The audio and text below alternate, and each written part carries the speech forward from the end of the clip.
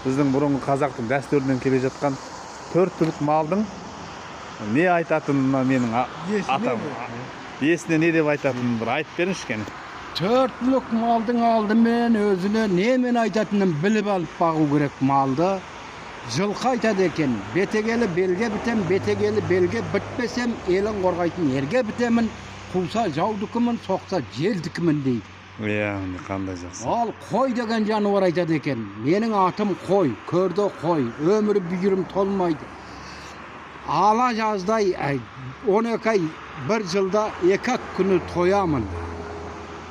2 күні тоямын. Бірі көктемде тоямын, көктемеде тоямын, бірі көбіққарда тоямын дейді. Көктемесі жайлауға барған күнде, көбіққар қыстауға барған күні тояды. Қапталдаған қара күнге тасқа бітем, оған бітпесем көтімнен бір ел қалмайтын, бейнет құр басқа бітем дейді. Ой, қандай жақсы. Ал енді түйе айтады, түйе жануар. Ұлық мал ғой ол. Мен сорға бітем, сорға бітсем, молға бітем дейді. Оны бағатындарың бетбақтың даласына кете беріңдер.